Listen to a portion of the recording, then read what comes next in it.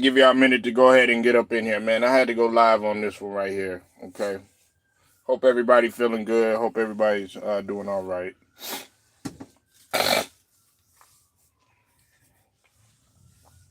I'll give some people some time to get up in here. What's up with it, Brown Sugar? I see you in here. 10 toes down like always. Hopefully they send out a few of these notifications, and we'll go ahead and we'll unpack this.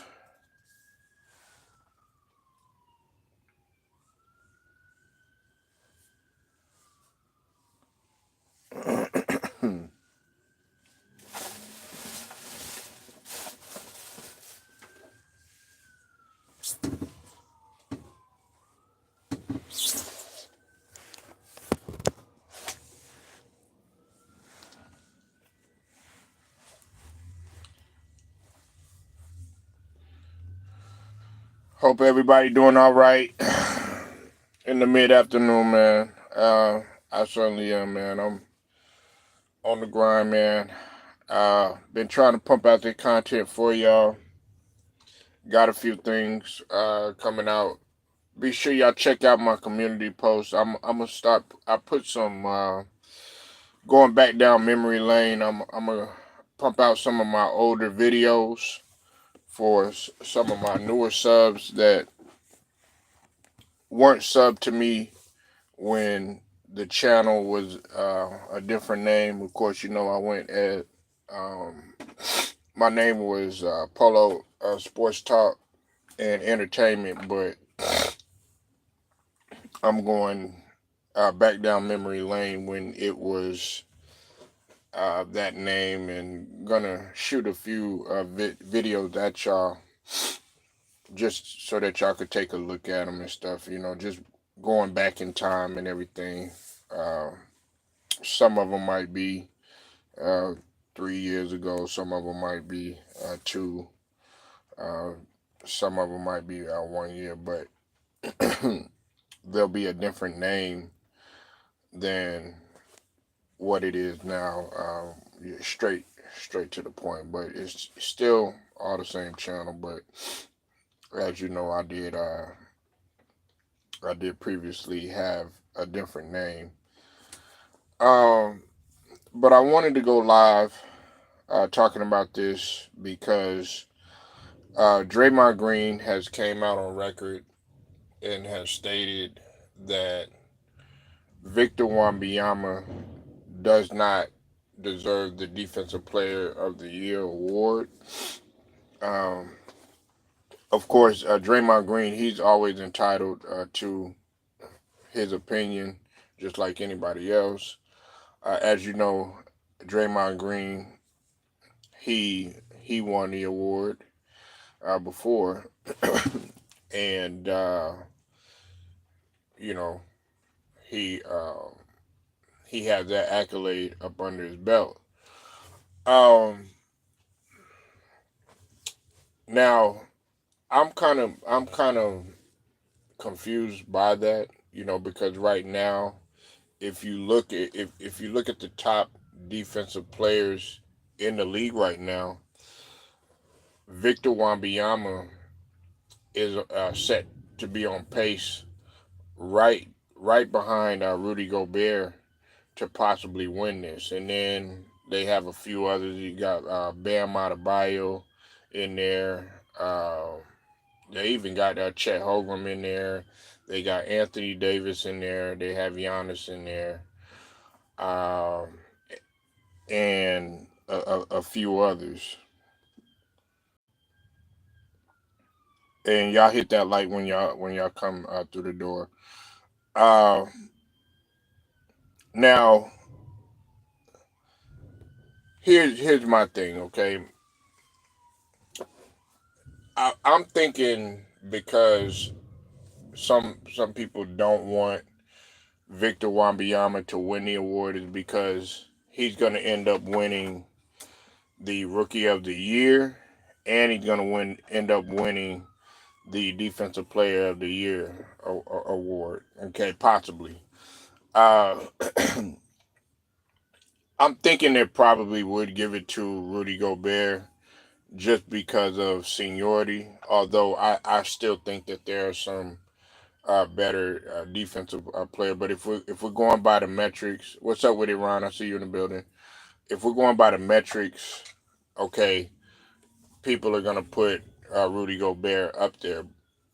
But you have to give Victor Wembanyama, you have to look out for him because, like I said, he's averaging 3.3 blocks. Okay, and if y'all don't know who is currently ranked right now in terms of what's up with it, Big Pressure. I see you in the building, man. Make sure y'all go sub up to my brother, Big Pressure, man. Pressure cooker, like what I like to call him, man. Guy got good knowledge, man. Pretty much of overall perspective of life, man, and definitely keeps his ear to the streets by all means. And he also can touch on any type of topic. So shout out to Big Pressure, man. You keep on grinding, keep on hustling, bro. Uh, anyways, man, getting back to everything, like I was saying, right now, who they have in terms of the rankings, uh, you got Rudy Gobert, Victor Wembanyama, and I forgot to say, how could I forget about Jared Allen? They got Jared Allen, okay. They got Anthony Davis, and then they got Chet Bam Adebayo, and then Chet Hogan. Those are the guys right now that are competing for Defensive Player of the Year award.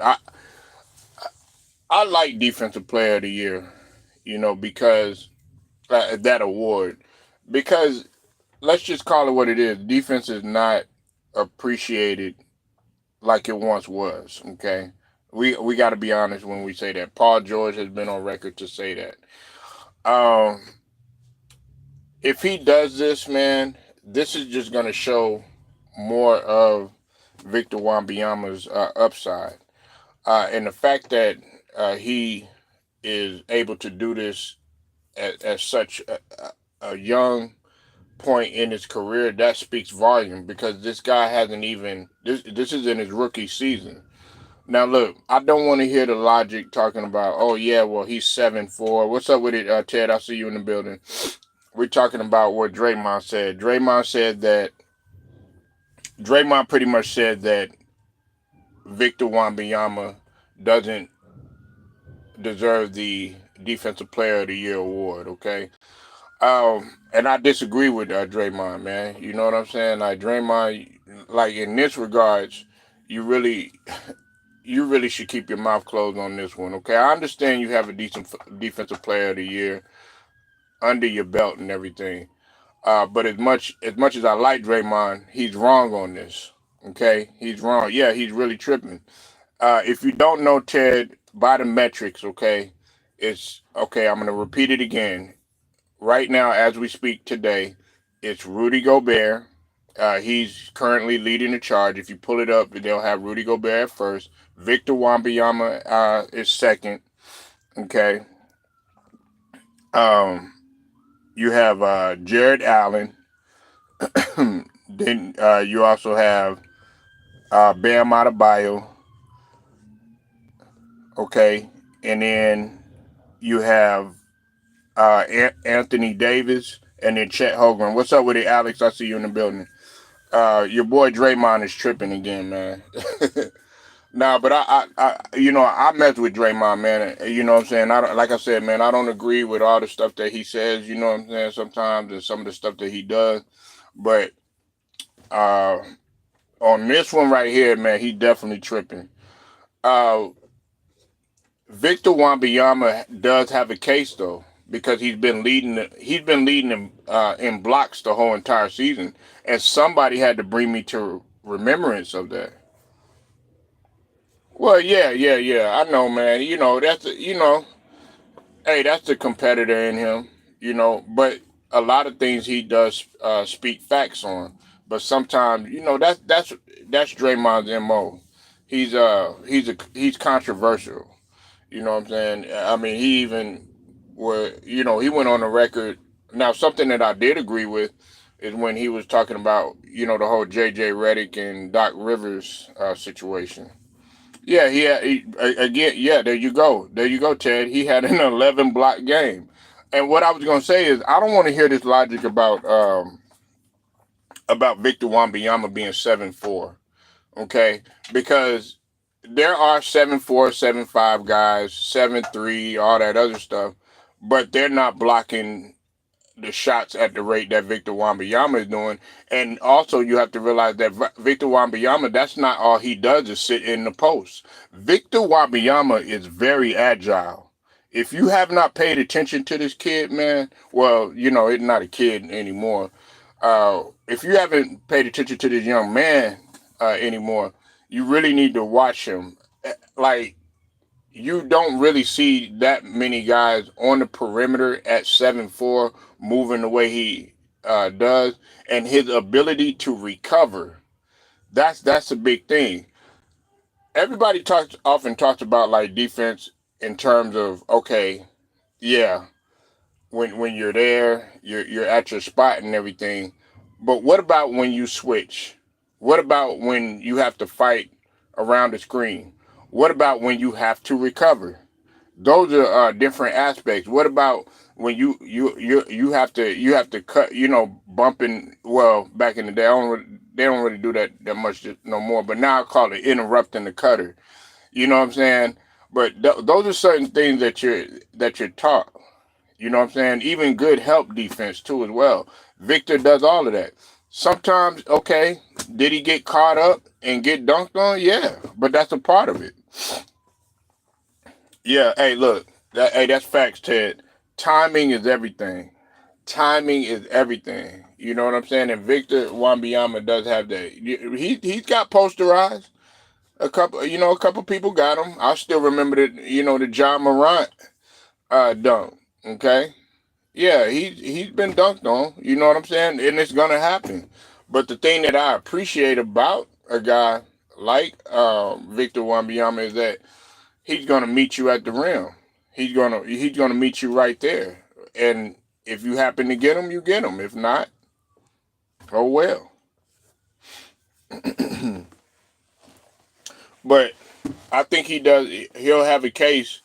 But the only thing that they look at too, also, a lot of people are looking at it. I'm not looking at it this way, but they also look at San Antonio's record. We know that San Antonio is not doing too good this season, but it's going to be one of those cases where it was kind of like with Anthony Edwards. Okay, Anthony Edwards, his team in Minnesota wasn't doing that good, but then that very next year, you see you've seen a good progression in both the team to some extent and also in his individual play. And I think that that's what's going to happen to Victor Wembanyama. The modern game is passing Coach Pop by. Uh, I would say this. He's trying. Okay, Ted. He's trying to speed things up. Okay. Now, if you look at the San Antonio, the only thing that's really stopping them right now, Ted, is their youth and their inexperience. Okay. Now, remember, a team like Orlando was going through the same thing. A team like OKC, they was going through the same thing. Their youth and their inexperience or whatnot. Okay. Now, like you look at teams like OKC, look at them now. Okay. You look at a team like Orlando, look at them now. And with the Rockets, I could see the Rockets jumping back up because the Rockets. See, a lot of people don't pay attention to these type of teams. There wasn't anybody paying attention to Indiana like that, really. But now you look at Indiana, you see how fast they're running, and what's it called? What's the dude's name? I always call him. What is that dude's name? Rick Carlisle, man. I always get mixed up with, because I was about to call him Jim Carrey, but Rick Carlisle, man, this guy is able to transition from going from a like sort of a slow down, mainly defense half court, to like getting those guys, up and running and stuff. You know what I'm saying? I didn't really like, Rick Carlisle style of play that much. You know what I'm saying? I thought it was a very boring type of offense. You said fire marshal. Yeah, fire marshal. Rick Carlisle. Fire Marshal Bill. Hmm. Yeah, but yeah, Draymond capping on that. Now, if we're going by metrics, if we're going by analytics or whatnot, then yes, uh, Rudy Gobert, he does have a slight edge. But I'm looking at it from a standpoint of his youth, and then they both know each other. Rudy Gobert and Victor Wembanyama. Rudy Gobert has watched this. Both being from France, he's watched this kid, pretty much come up. And he's not a kid, a young man. I keep calling him a kid because I've watched him since he was, a youth or whatnot. Now he a grown man. He a whole grown man now.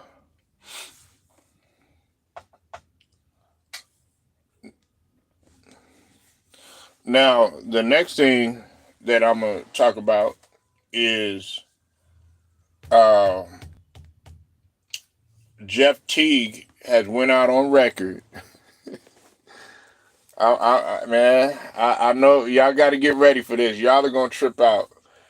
Jeff Teague said that James Harden is better than D Wade, and he got James Harden as the third best shooting guard of all time. This is Jeff Teague. Now Jeff Teague has really been making some headlines, especially him being on that show OGs or on the podcast with Udonis Haslam and Mike Miller, which is it's a good podcast. Yeah, he said that, and I guess he's basing it off of that year when they played Harden. He said that Harden was averaging well into his. I think he averaged like it was 38, 5 and 5, and I think he said he was basing it off of that. It was some. It was some. No, no, no, no, no. It was 38 and 8 or something like that.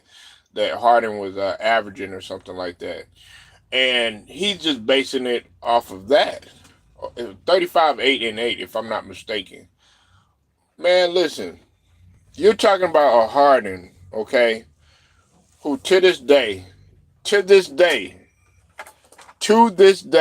in my Deontay Wilder voice, all right, to this day, he has the record for the amount of turnovers in a playoff game. I think he had 16 turnovers.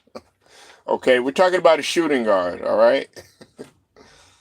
All right, you're talking about a James Harden who can never capitalize when it all comes down to it, okay? All right? We're talking about a Harden who pretty much folded in key moments year after year after year, okay? Um, and one example is when he folded against the San Antonio Spurs when old as Manu Ginobili came and blocked his shot, okay? Also, you got the time when Harden, when they lost the lead, yeah, when they lost that big ass lead against Golden State. Now, I think what's his name had got hurt.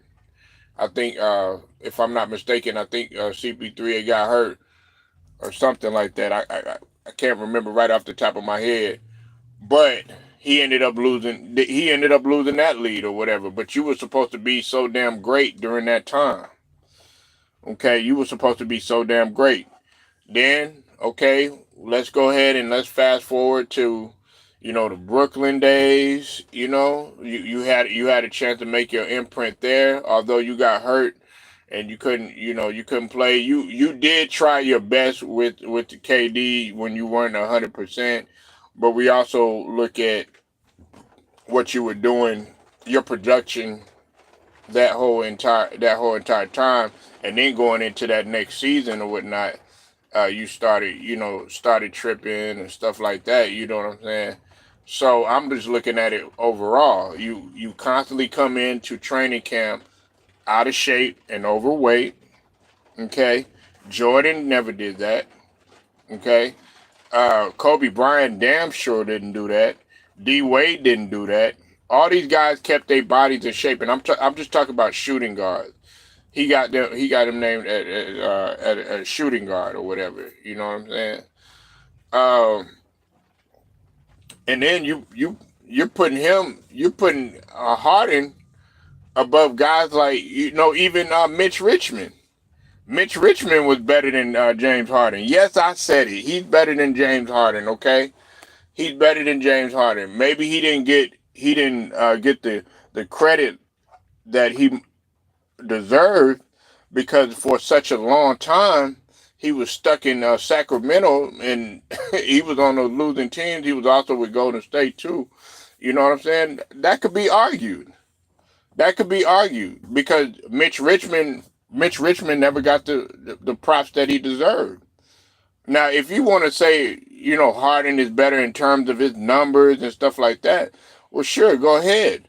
But in terms of his success rate, Harden was not much better. Harden doesn't have a ring, neither does Mitch Richmond. So you have a lot of arguments there. Why you automatically just catapult James Harden up above a guy like Mitch Richmond? Okay, um, I'm trying to think of what else Harden has done. He'll go to. Yeah, Richmond. Yeah. He won with the Lakers. But I'm talking about a Mitch Richmond, man. When he was, I count the Lakers championship, but then again I don't. But he'll always be a champion. Okay, I give him that. But some people don't even count the championship that Gary Payton got. They don't count that championship that Gary Payton got because it's like, okay, he wasn't the main player, or he wasn't no key piece and all this other stuff. You know what I'm saying? I do. Yeah, he got a ring. Yeah, he got a ring with the Lakers. I know he does. You know what I'm saying? But I mean, a lot of people forgot that Mitch Richmond was even on that team. You know what I'm saying? But we're talking about Mitch Richmond when he was with the Sacramento Kings or whatnot. You know what I'm saying? But nevertheless, it don't take nothing away from Mitch, man. He was able to get in the Hall of Fame, and he was nice in comparison to a lot of these other players. Um, I'm trying to think, man, cause James Harden, man, he every team that he goes to, he ends up pretty much being reckless. I mean, he was reckless when as soon as he left Brooklyn and he went to Philly. Everything was going good. For a while. Then he left. He ended up coming to Philly. Him and Doc Rivers was and Joel Embiid and Maxey were on the same page for a while. People were still, they wanted to call him, the greatest point guard and all this other stuff when he was playing in the beginning, and then guess what? Ended up going to the playoffs, came up short again. So I'm just wondering how Teague is looking at James Harden as the third greatest shooting guard over Wade all time. When Wade he came in '06. I mean, well, he came in '03, and then by '06 he had a championship. I'm just trying to figure out, and that's a pretty quick success rate. It wasn't Magic Johnson like in '79 or nothing like that when he came in as a rookie, but still, D Wade had a championship before the the whole '03 draft class, particularly the main ones. When we talk about Brian and we talk about Melo, just to name them top three. So I'm just trying to figure out how you automatically put James Harden, who really hasn't done anything besides that MVP and besides, some All NBA awards and, scoring titles. I don't understand how you putting him above D Wade, who is who's a three-time champion.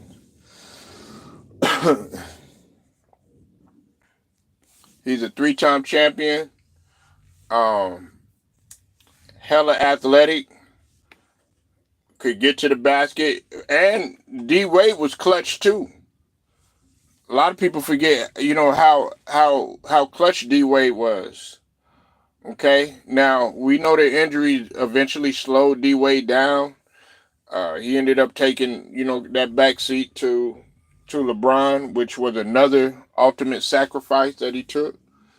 But besides that, man, you there's no way it. I'm talking about in anything besides maybe his numbers from him scoring and maybe the him being a 3-point shooter. Other than that, nothing else measures up when you compare Harden and you compare Wade. Wade is clearly on a whole nother level.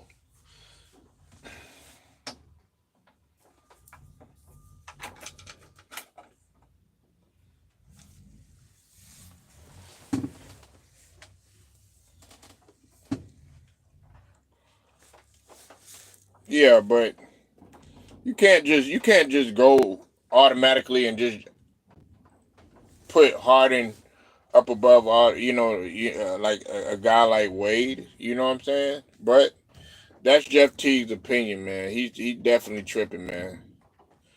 I don't know what he sees, but that dude is definitely capping.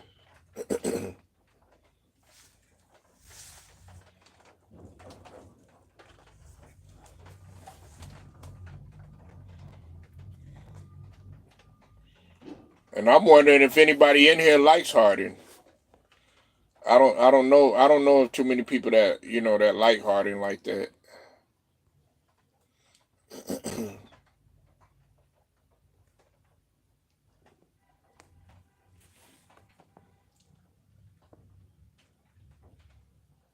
But yeah, man, I ain't gonna stay on here too much longer. Just wanted to get some feedback on this, man, because some people just say some things sometimes, man. That I think they say things sometimes just to get the people riled up, just for shock value and stuff. And I think that's what I think that's what Jeff Teague is doing, because I know deep down inside he doesn't feel like that. He doesn't feel that way. Now don't get me wrong, man. I criticize Harden a lot, and I've been very critical, particularly these last couple years. But Harden is a talent. You know what I'm saying? He's a God given talent, but his work habits and his mentality and his attitude, it doesn't compare to a guy like it doesn't compare to a guy like MJ. It doesn't compare to a guy like Kobe. It don't compare to a guy like D Wade. It just doesn't. Because if so, then he would be a champion. So, man, y'all let me know what you think, man. Uh, Leave your comments. Make sure y'all like this video, share it, subscribe, hit them notifications too. Until then, man, it's straight to the point. Sports and entertainment. I'll get at y'all later.